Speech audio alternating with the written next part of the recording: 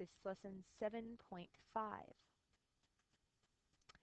So today we're going to talk about non-parallelogram quadrilaterals. That's a lot of words. Uh, and the first one we're going to talk about is the trapezoid. So trapezoid is a quadrilateral with exactly one pair of parallel sides. So that's all you need to know to make something a trapezoid. It has exactly one pair of parallel sides. We call the parallel sides the bases, and the non-parallel sides are called the legs. So the base angles, like our isosceles triangles, are the two angles that touch the base. It's just since there are two different bases in a trapezoid, there are two different pairs of base angles. So in this example, because AD is a base, then angles A and D are base angles. Because BC is a base, angles B and C are base angles. Because by definition we have a pair of sides that's parallel, we do have some consecutive interior angles. So the two angles that share a leg, so this is a leg, so the two angles on that leg there would be supplementary to each other. So sharing a leg adds to 180. So for this example, I want to find all the other measures of the angles. So if this is one of my legs, then angle A and D should add to 180. So the measure of angle A is 90 degrees, while the measure of angle D is 90 degrees. We already knew B was 132, and now this is another leg, so these two should add to 180. So the measure of angle C should be 180 minus 132, and that is 48 degrees. Yes.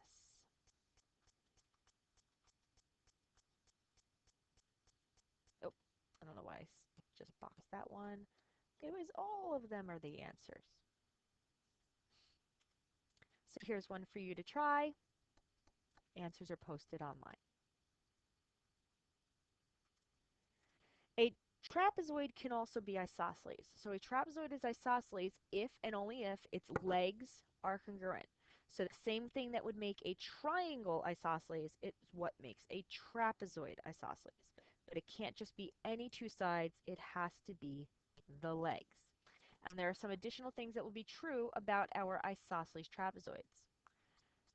The base angles will be congruent in an isosceles trapezoid, which also means if the angles that are base angles are congruent, that makes the trapezoid isosceles. And also the diagonals are congruent in an isosceles trapezoid, the same as they would be in a rectangle or a square. They are congruent. So just knowing diagonals are congruent is not enough to tell us what shape it is, because it could have been those others, but every single isosceles trapezoid will have this property. So in example 2, we are told that it's isosceles. We are given the length of KN is 6.7 and the length of MN is 3.6. They want the length of JL. Well, JL is a diagonal the same way MK is a diagonal, so they're equal to each other. So JL should equal 3.6 plus 6.7. And if we add those together, oops, plus, we get 10.3.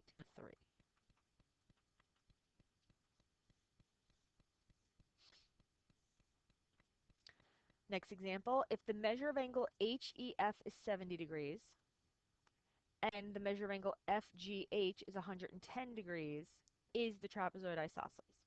So we can't just automatically say if that's 110, that's 110, and that makes it isosceles, but this is a leg, and all trapezoids, regardless of if they're isosceles or not, should have supplementary angles here. So 180 minus 110 is 70 degrees, and now I do see that my base angles are congruent. So we could say yes, the measure of angle EFG equals 70 degrees since consecutive angles are supplementary.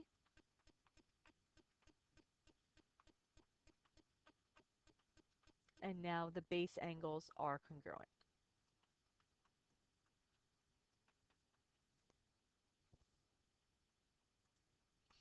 One more example. This is just like our first example where we're going to find all the other missing angles, but in this case we know it's isosceles as well as knowing it's a trapezoid. So I can automatically say my base angles were the same. So the measure of angle D was 101.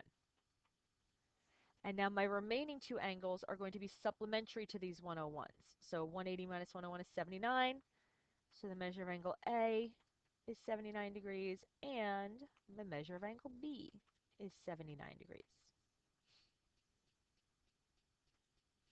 So here's try 4. We could see this is an isosceles trapezoid, so you're going to find the value of x. Answers are posted online if you would like to give it a try.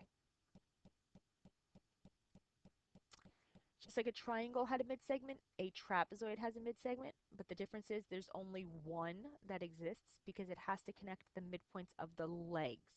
So there's only two legs, there's only two midpoints you can connect. We have a single midsegment.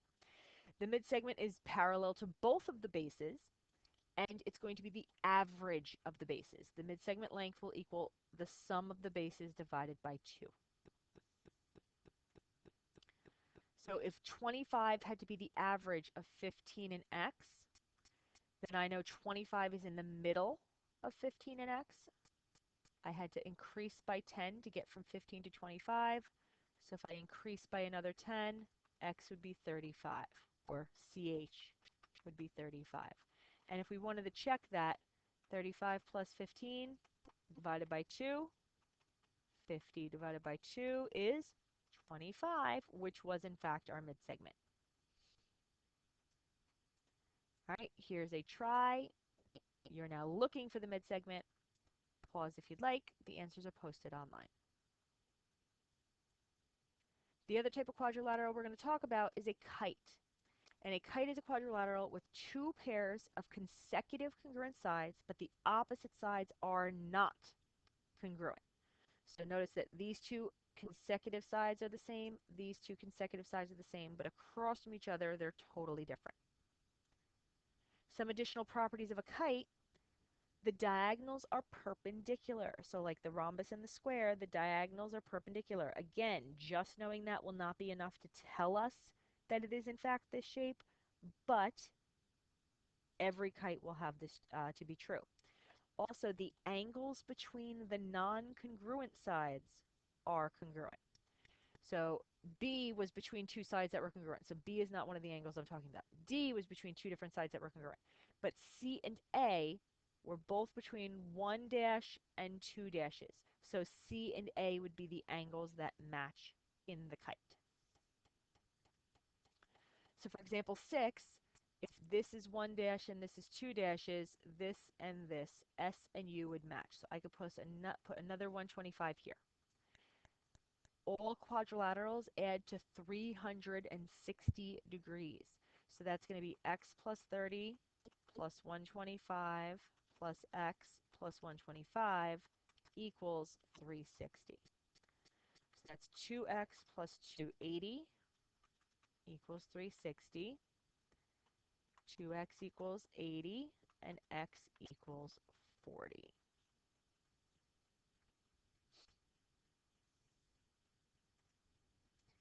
Here's another try problem.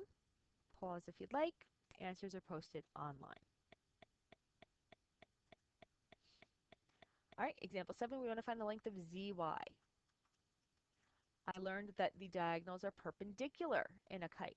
So that means I have a right triangle formed here, and I know that I can do the Pythagorean theorem to find the missing side of a right triangle. This happens to be the hypotenuse, so we're going to have x squared equals 8 squared plus 24 squared.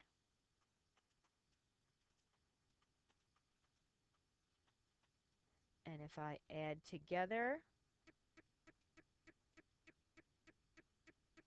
I get 640.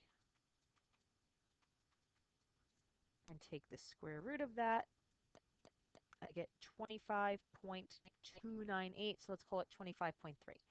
So zy equals 25.3.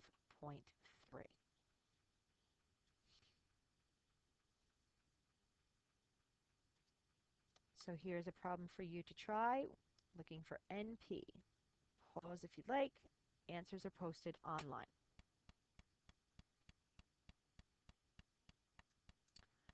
So we're going to talk about classifying these three remaining shapes on the coordinate plane the same way we were able to classify our rectangle, rhombus, square, and parallelogram. So for a trapezoid, we're going to have one pair parallel sides, Same thing for an isosceles trapezoid. One pair, parallel sides. So still the slope is going to be the first thing we're going to do. We're still going to do our four slopes, four distances. Kite is going to have no parallel sides. Now, of course, this is still not an information to differentiate between them, so we still have to do our distance. In a trapezoid, we're going to see the legs are not congruent. Whereas in an isosceles trapezoid, you're going to see that the legs are congruent. So we're looking at the distance of the legs to determine whether it's isosceles or not. For our kite, we have no parallel sides. We should have two pairs congruent sides. They should be consecutive sides. If there was no parallel sides, the opposite sides could not be congruent to each other anyway. But if I have no parallel sides, but I do have two pairs of congruent sides, then it's considered a kite. If it just had no parallel sides and then not two pairs of parallel sides, two pairs of congruent sides, sorry, it would just be a plain quadrilateral. It would not have a specific name to it. Generic four-sided figure. So let's try this. Let's classify A, B, C, D. So let's fill in our sides. We have AB, BC, CD, and DA. I'm going to start with my slopes. So 9 minus 6 over 4 plus 5 is 3 over 9, or 1/3.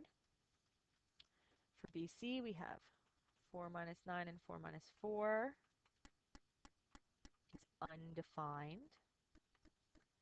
For CD, we have 2 minus 4 and negative 2 minus 4.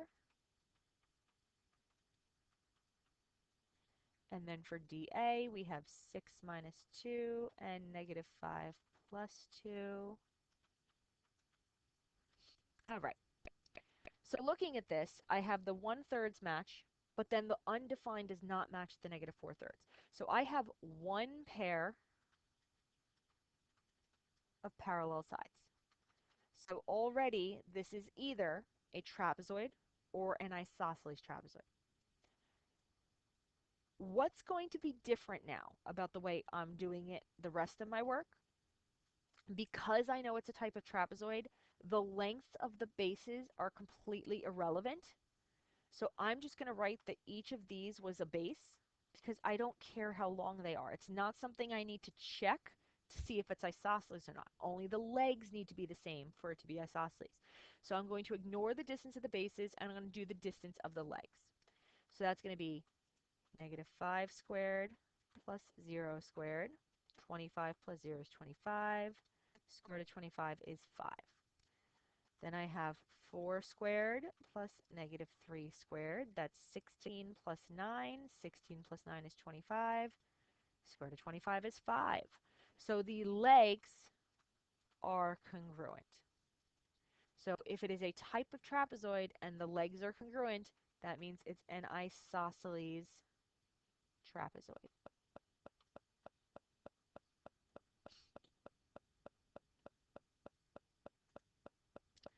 All right, for example 9, we're going to do the same thing. We're going to classify. Let's fill it in. AB, BC, CD, DA.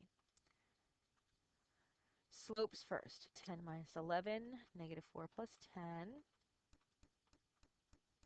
We have 2 minus 10 and negative 1 plus 4. We have 5 minus 2 and negative 9 plus 1. And we have 11 minus 5 and negative 10 plus 9.